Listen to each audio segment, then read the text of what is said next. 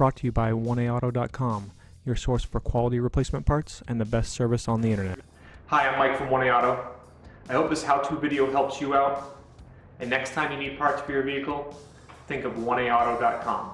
Thanks.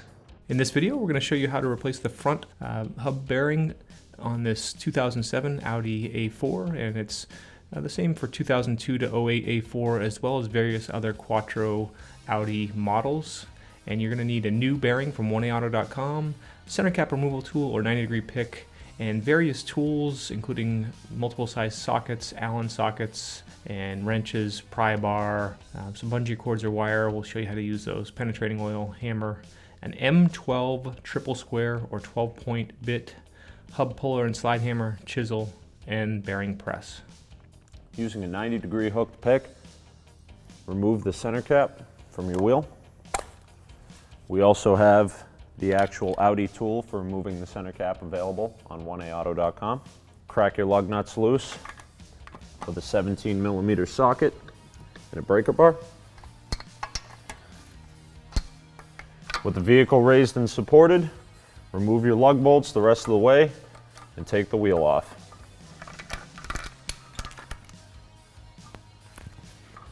Install 2 of your wheel bolts, a few threads by hand. Use these and a big pry bar to keep the hub from turning while you crack the axle bolt loose. Remove your axle bolt using a 17mm Allen socket. You can leave the wheel straight to do this. We just turned it out to make it a little bit easier for you to see. You can use a 5mm Allen to remove the bolt on the bottom of the wheel speed sensor, located on the front of the hub on either side.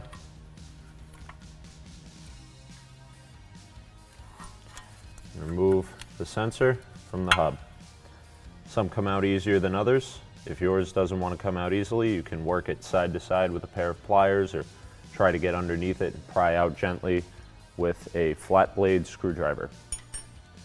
Remove the wheel speed sensor from the retainer on the back of the hub. Pull it through and allow it to hang at the back. Remove the 2 21mm bolts, securing the caliper carrier to the back of the spindle. Once you've got them cracked loose with a breaker bar, you can remove the rest with a socket and ratchet. Remove the caliper as an assembly. Use a bungee cord, a zip tie, mechanics wire to hang it out of the way. You'll need to work on the back of the spindle, so try to get it up nice and high. Remove your wheel bolts. And it's missing on our brake rotor, but you may also have to remove the Torx or Phillips head screw that secures the rotor to the face of the hub. The hub assembly is bolted to the spindle from the back side, so the threads on the back of the bolt are exposed behind the hub. These tend to get filled with road grime and corrosion, so start off by spraying some penetrating oil on the threads. You may have to tap the axle back to allow the bolts to come out all the way for the hub. So put your axle bolt in, a few threads. Give it a few taps with a hammer. To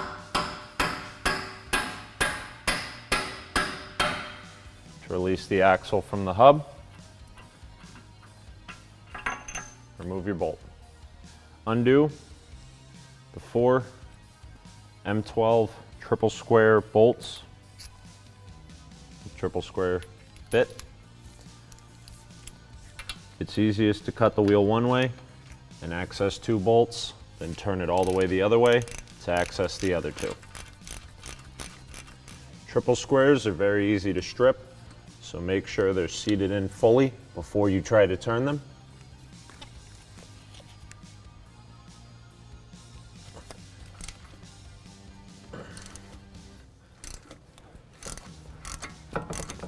This bolt back here could be accessed with an actual triple square socket. We don't have one, so for access we're going to put our bit in and break it loose with a 13mm wrench.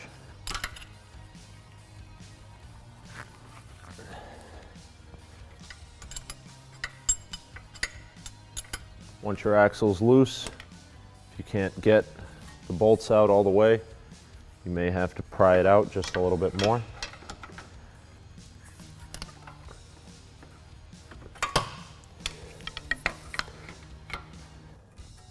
But as long as the bolts are free of the threads in the hub can still be removed.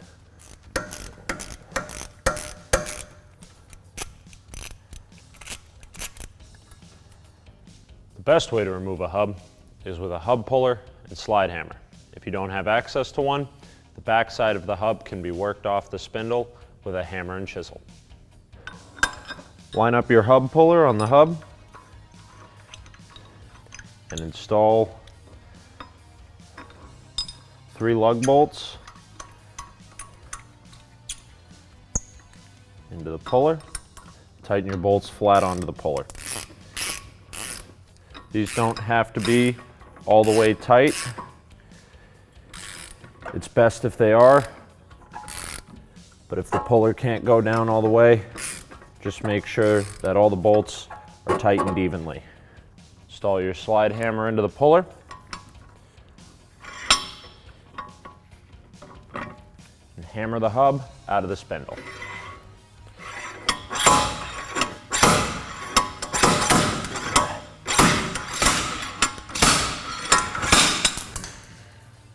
So our hub separated from the bearing. This is something that can happen on these older parts, especially when you have to fight with them and work them out. This isn't really the worst thing that could have happened, just because we'll have to remove this hub from our bearing assembly anyway, so we can press this hub back into our new bearing. You'll have to remove the race, the outer race, which is still stuck to the hub, on a bearing press, and then press the hub assembly into the new bearing. Best thing you can do for a bearing that's still stuck in the spindle is to use a series of chisels.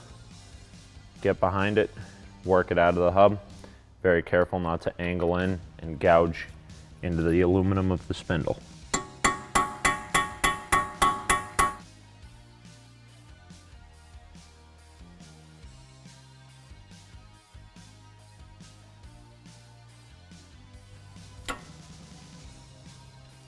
Before installing your new hub assembly, you'll want to start the bolts for the hub. That way you don't run into any issue with the axle interfering with them. We had our old hub pressed out and reinstalled, so it's still good. Line up your hub with the axle, get the spline started. Put your axle bolt in, just a couple of threads to hold it in place.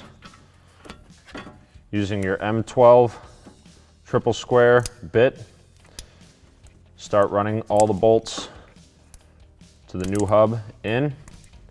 Be sure to bring them down evenly.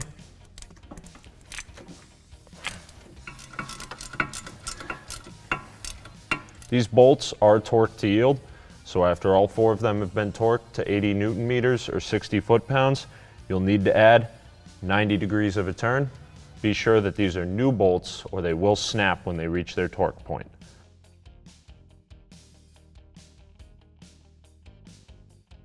Reinstall your rotor onto the hub. If your hub has a rotor screw in it, be sure to reinstall that.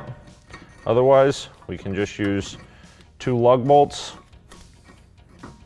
to help keep the rotor where it needs to be. Remove your caliper from whatever you use to secure it out of the way.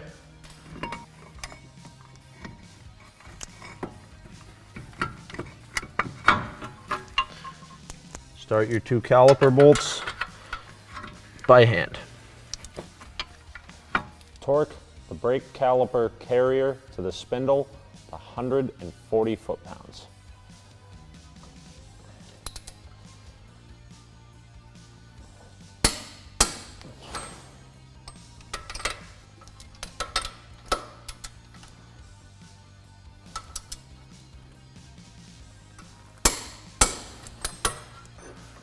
Run the wheel speed sensor back behind the spindle into its carrier, into the hole in the spindle, the 5mm Allen screw. Using an Allen wrench to tighten this, but you could also use an Allen socket and a ratchet. Remove your wheel bolts.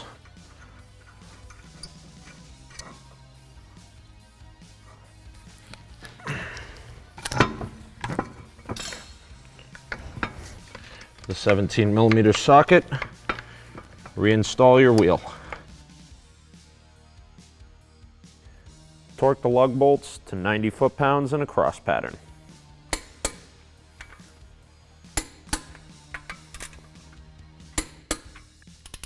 Using a 17mm Allen socket and a torque wrench, torque the axle bolt to 148 foot-pounds. Again, this is a torque to yield bolt, so be sure to always use a new one.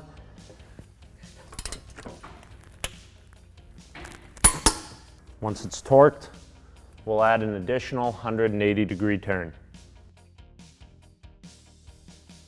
The slots on the back of the lug cap are staggered.